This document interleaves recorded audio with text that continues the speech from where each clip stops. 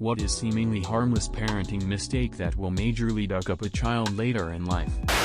Anytime a child is playing with a child of the opposite gender, and they respond, "Oh, who's your boy/girlfriend?" That shit completely stopped me from even speaking to girls until damn near high school. Telling them that the family members who are mean to them or neglect them, love them. And he does love you, you know. Well dang, it doesn't feel like it. Maybe if he loved me he should show it instead of insulting everything I say or do. Not having them do chores. My parents pushed me to be academic, so doted on me hand and foot as a kid to make more room for study. When you're too young and stupid to know any better, you think it's a blessing. When I moved out to uni, I didn't really know how to clean, when to clean, what to clean with, how to wash clothes, how to get them dry, etc. The only thing I could do is cook and binge drink. That's no way to bring up a kid, and it's a steep learning curve doing all that stuff for the first time in your early 20s. It sounds like a super lame answer, but make sure every kid does their fair share of chores. Saying I don't care who started it. I grew up with friends whose siblings would target the one with the bad temper, provoke them into a rage, then cry and play victim when they got slapped.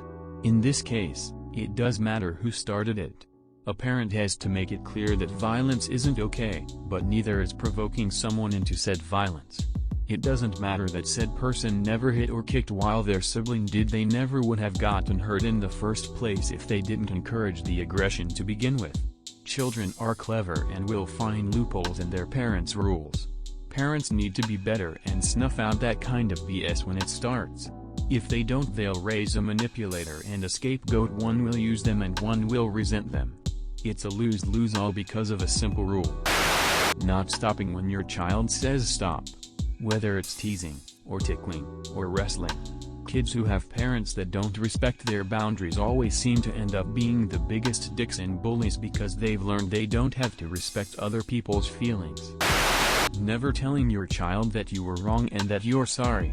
Just never once occurred. My father never once said I'm sorry to me. He was human. There were plenty of times he should have. My kids have heard from me plenty. My mom used to go through my trash. She always said it was to make sure I wasn't throwing out anything important, but I know she also just wanted to be nosy. She used to rummage through my drawers and read very private adult fan fictions that I used to write and then confront me about them. I used to draw some really fucked up gory shit to vent my teenage angst.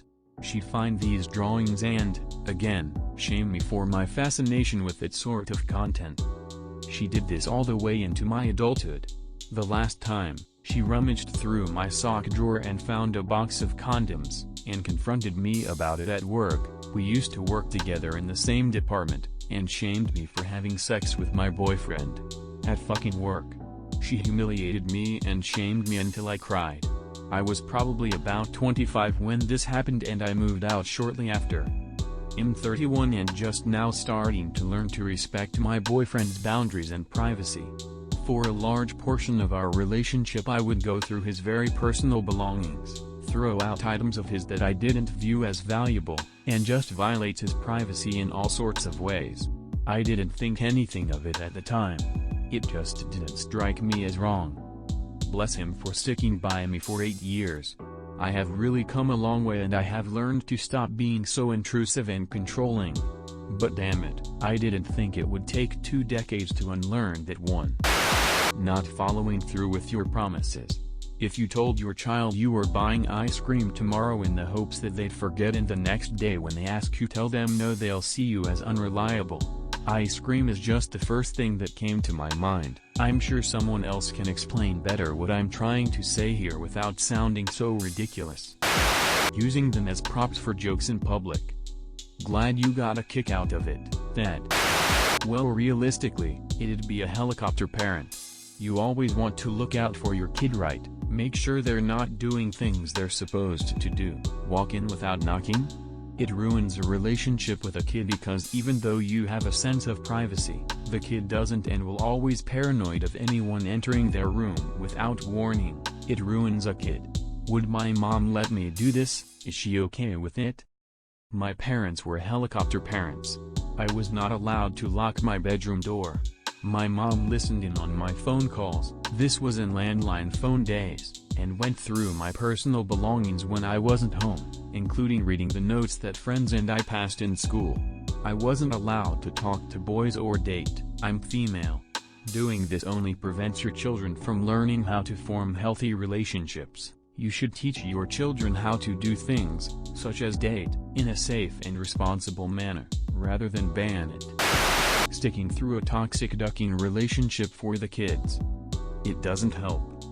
Part ways, be good parents, spend quality time together with the kids, but don't stay together and fucking hate your lives under the guise of it being for the kids. We pick up on your shit, it's a terrible example to set.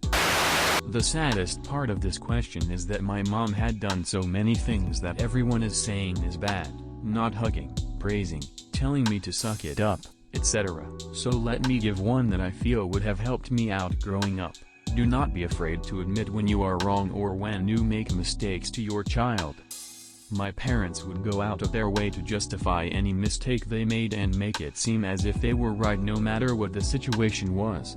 Gave me a pretty messed up view of right and wrong, as well as learning from mistakes, but was fixed by my grandma. It's a long story that I don't want to get into right now.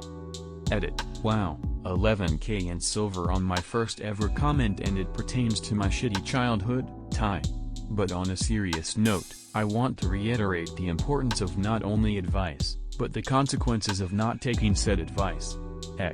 My parents never congratulated me on good grades, doing the right thing, etc. They would only say that's what you're supposed to do or you better keep it up, and threaten me if I didn't live up to their expectations.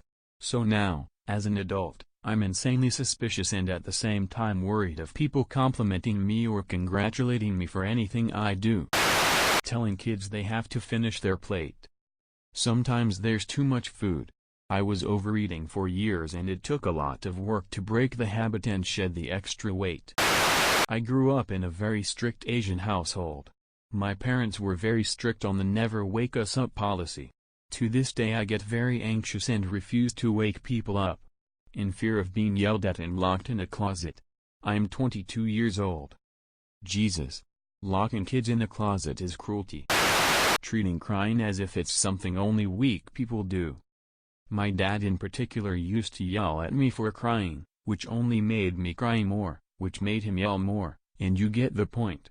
In high school I tried to bring up the possibility of me having anxiety problems that I'd spoken to the school counselor about because my friends made me go since they were worried. He told me I was just a drama queen. I can't express that I'm anxious or stressed around my dad because others have it worse. Even now I'm 21 and seeing a psychiatrist in a couple weeks because I've just felt so bad lately and I would never let my dad know. I think I'd rather die than my dad know I've been seeing a psychiatrist and discussing the possibility of me having OCD with said psychiatrist, which does explain a lot and is actually kind of comforting for me to know, because he'd get so mad at me for being weak.